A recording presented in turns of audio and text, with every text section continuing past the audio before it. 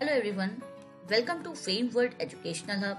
Myself, Ashura Saxena, and in the series of Python programming, we are dealing with different kind of stuff like different kind of modules and all.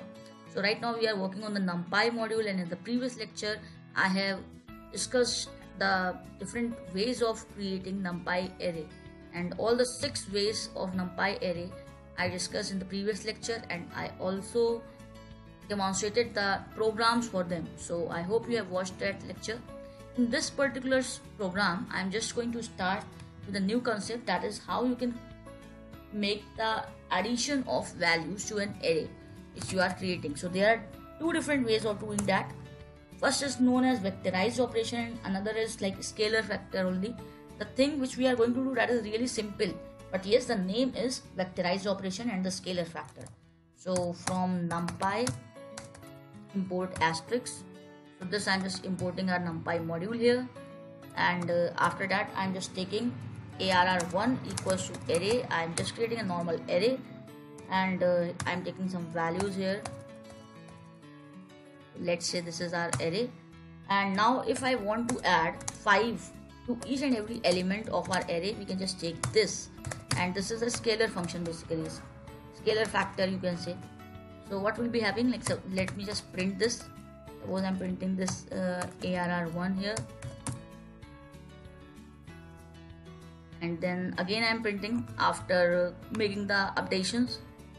So here you can see, like, first was this array, and then again when I added the value 5 in this array, so to each and every element of this array 5 is added on.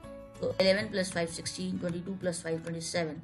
So this way every element is updated, you can see. So this is like a scalar function that we can just add some value to each and every element of our array very easily. In this video only I'm just going to start with one more program, and in that particular program I'm going to tell the vectorized operation. So if you want to add 2 arrays, so that is known as vectorized operation in Python. So here I'm just going to create this from NumPy import asterisk, and here I'm just taking arr1 equals to array, and this array I'm just creating here,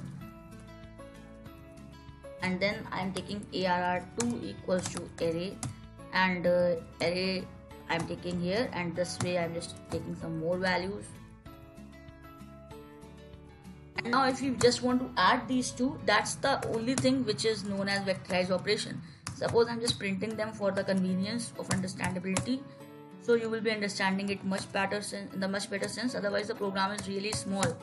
In the case of different programming language, you have to use different loops for doing this thing, like to print the array, to add the array and everything.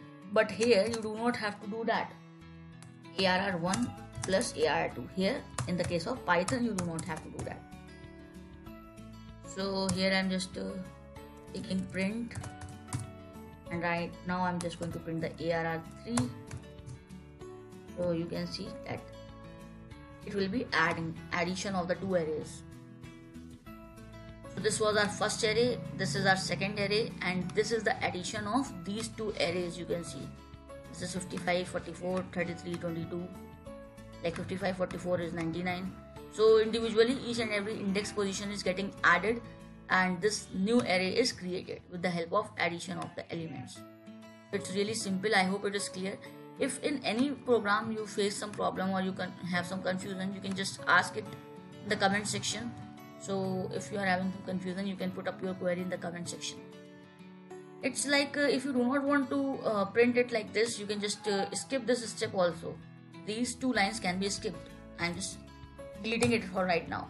You can directly add arr1 plus arr2, and that will also be giving the same output without any problem. So because that is just a printing portion, but yes, that is necessary. Like, that is the documentation, that is representative, and it's necessary to do those things. If you are not printing, then also the program is okay for you. But yes, if you are printing, then it's a better way of doing the things. So I hope these 2 programs, the scalar factor and the vectorized operation, I hope these 2 are clear to you. So in this particular, program, I just added 5 to this array. So each and every element of this particular ARR1 was updated with 5. And in the case of this particular program, we just added 2 different arrays. I hope this series is going interesting to you and you are understanding it in a better sense. If you face any problem, you can just comment your queries in the comment section, and stay tuned. See you in the next lecture.